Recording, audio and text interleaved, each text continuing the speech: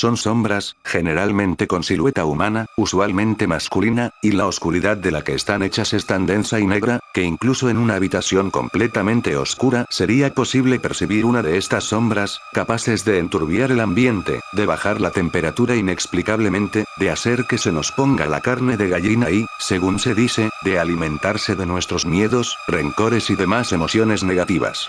A veces también aparecen como extrañas columnas o inusuales formaciones de humo negro, desplazándose como si tuvieran vida propia y, muy frecuentemente, desapareciendo cuando intentamos verlas de frente, pues lo común es que aparezcan en el rabillo del ojo, en la periferia de nuestro campo visual. La llamada gente de las sombras se ha popularizado mucho en el folclore moderno y en el ámbito de lo paranormal, donde los reportes sobre estos seres han aumentado mucho en las últimas décadas, quizá en parte a la sugestión debida a la difusión, a través en gran medida del Internet, de la creencia en ellos, acompañada de leyendas como la famosísima de Slenderman. O quizá, desde una perspectiva creyente de las teorías ocultistas, al hecho de que estos entes, al alimentarse del miedo, han aumentado sus manifestaciones puesto que, al haber más personas creyendo en ellos, hay más personas temiéndoles.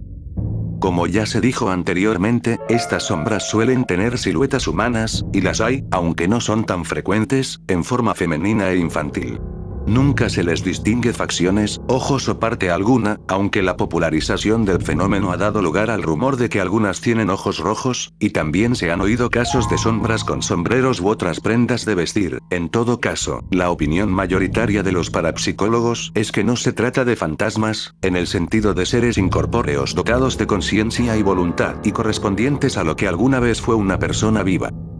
Las sombras, además de lo ya dicho, son semitranslúcidas por lo general, aunque existen algunas tan densas que la luz no las atraviesa. Y es que, como puede deducirse, no constituyen la mera ausencia de luz que figura en la física. En cuanto a su tamaño, este generalmente está entre los 1,90 y los 2,30 metros de estatura, aunque una clara excepción la constituyen las sombras de niños. Por último, se sabe que las sombras habitan en casas donde vive gente llena de maldad y emociones negativas, hogares con maltrato familiar, residencias de asesinos y otros delincuentes, o casas de gente fuertemente deprimida. Esto se debe a que las sombras se alimentan de energía negativa, de modo que será posible hallarlas en sitios donde se practicó brujería o se efectuaron rituales satánicos, así como también en cementerios, cámaras de tortura, cárceles, manicomios, etc.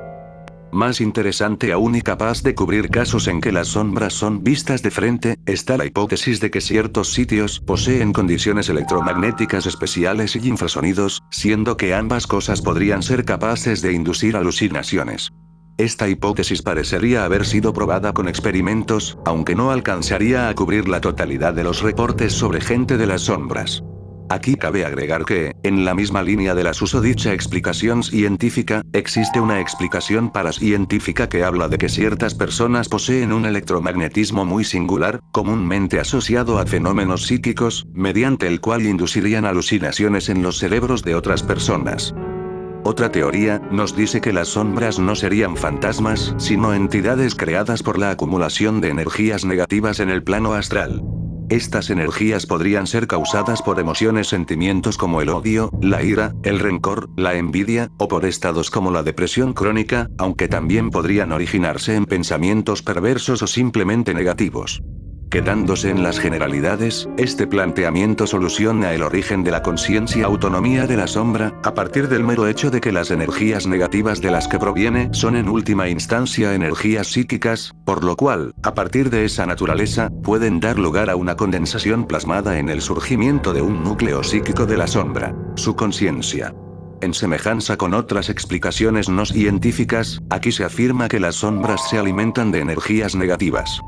En una descabellada teoría también ha llegado a afirmarse que las sombras son un tipo de viajeros interdimensionales, que incidentalmente terminaron en nuestro planeta y dimensión tras caer en espacios de fusión interdimensional, agujeros negros, portales, etc. Según este planteamiento, las sombras no son seres perversos sino seres que están confundidos, que no saben cómo desenvolverse en nuestro plano y que, a fin de aprender cómo, se dedican a espiarnos.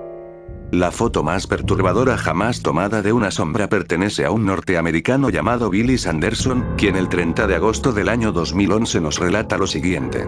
El hombre, asustado por lo que reveló una fotografía, se decidió a buscar en internet alguna respuesta que lo pudiera guiar y explicar el fenómeno, y más temprano que tarde, encontró el tema de los Shadow People y se identificó inmediatamente con el tema e historias, aunque, muy desafortunadamente para el señor Sanderson, nadie le ha sabido dar una solución a su petición. Sea una foto retocada o una foto real, este tema sigue siendo fascinante y muy misterioso porque a todos nos ha pasado, aunque sea en una diminuta medida, en que creímos ver algo o vimos algo.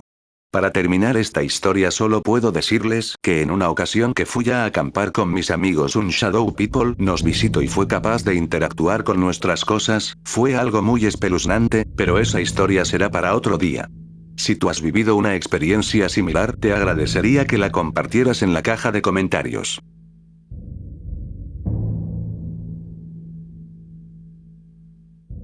Bueno amigos, me despido, espero que el video haya sido de su agrado. Cuídense, es un deseo de su amigo Locuendo.